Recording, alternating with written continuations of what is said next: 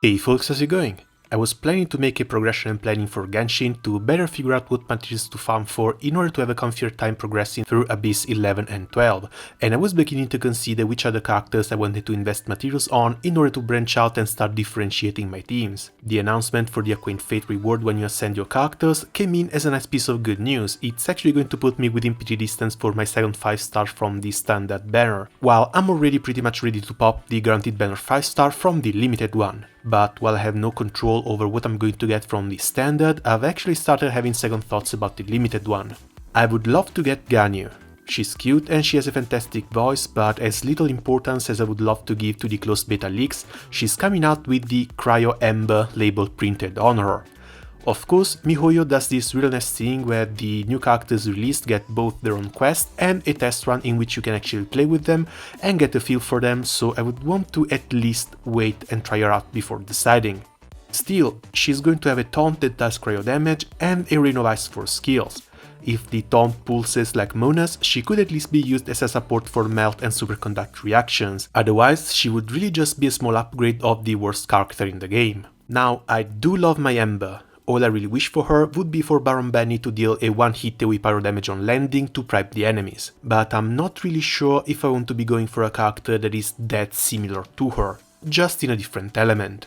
I didn't roll for Child because I didn't much like the character, and the cooldown on EZ made him feel a bit clunky to play with. I was actually hoping to get Diona from that banner, but 50 pulls resulted in 2 Ningguangs, 1 Beidou, 2 4-star weapons and a Mona dupe, which was actually a real nice surprise. It was almost the same for Zhongli. The basic attack felt a bit weird, the pillars are a bit too tall to be used to quickly trigger the Ruin Hunter bombardment mode, and being a Geo character, he doesn't really play well with other elements, simply providing shields for them. The Q was pretty nice, but I didn't want to spend 50 or more pulls for a character I would only use as a niche support. If Ganyu is really as bad as the leaks make her look, that might be another banner to skip on, and the other 1.2 banner character is going to be Albedo, yet another Geo character.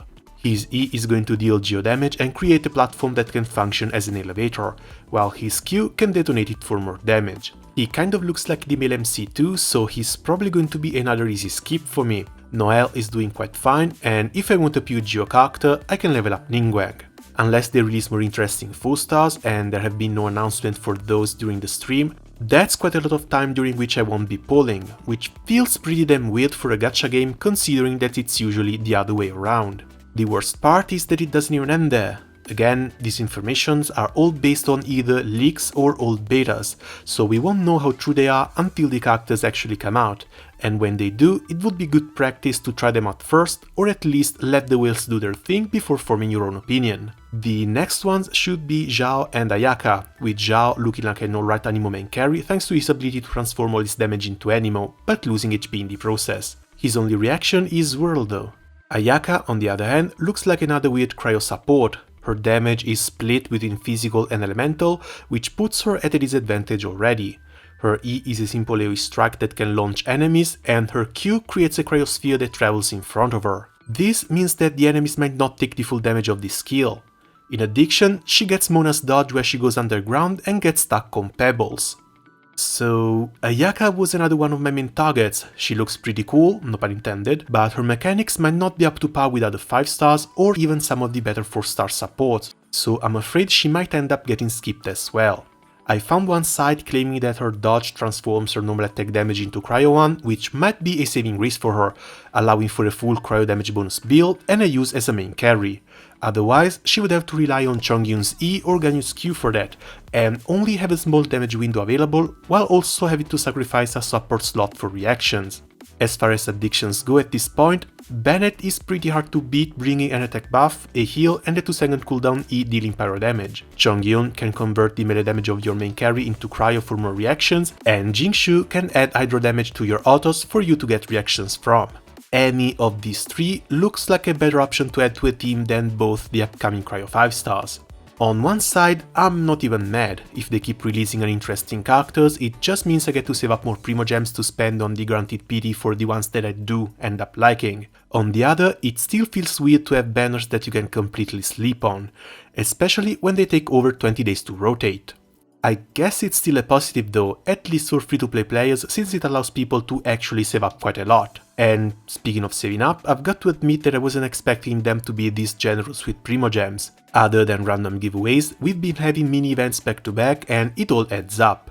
The browser one was a bit buggy, but it still brought free Primogems, and the unreturned star was actually quite impressive. Looking at the rewards, especially at the crown that's needed to level up your skills, I guess this type of events are going to be the standard story ones and hopefully come out monthly or at least in alternate months. The resin cost to complete them is going to slow down the artifact farm a bit, but the last one brought a ton of XP books and Mora. Not only that, it was also really well structured.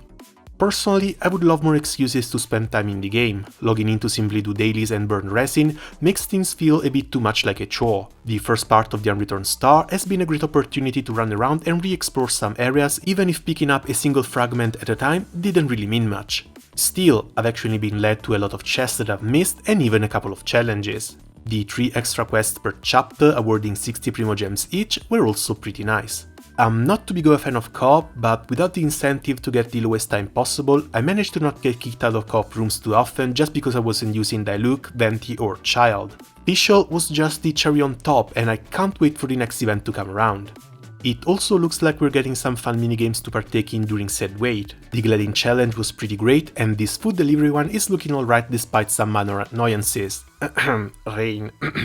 With the new quality of life improvements coming in 1.2 and a new area to explore, I feel like content and quality-wise, the game just keeps improving at a pretty decent pace, which makes the banner situation all the weirder to look at. At least they've shown that they're willing to listen to criticism, and I guess we'll see what will happen to Zhongli because of it. A large part of the community wanted him to be a main carry, and he's rejoining the beta testing for a rebalance in 1.3, but do you think it's really going to happen? I'm afraid it's going to cause more complaining no matter what they do. They said he's supposed to be a support, but with the game pushing timers on you, anything that doesn't let you kill stuff faster is immediately classified as worthless. Buffing his defensive options might not stop people's outcry. Buffing his damage output instead will bring out complaints for the people who didn't roll for him and won't have another chance to do so until his banner comes back around or he gets added to the standard pool. And only MiHoYo knows if and when that might happen. Also, what do you guys think about the banners? I'm used to saving up rolls, so having to wait 20 days and just look at my stash grow isn't anything new, but I would still like the chance to roll for a few constellations for the 4 stars that I do use. I like the way they're handling PT, but maybe only 2 banners per content patch is a bit too little. Alright then, I guess that's going to be it from me for the moment. Still waiting for Ganyu and praying that she comes out more usable than Ember. As always, thank you all for watching and see you soon. Ciao! そろそろ戻ります。うまくいくといいですね。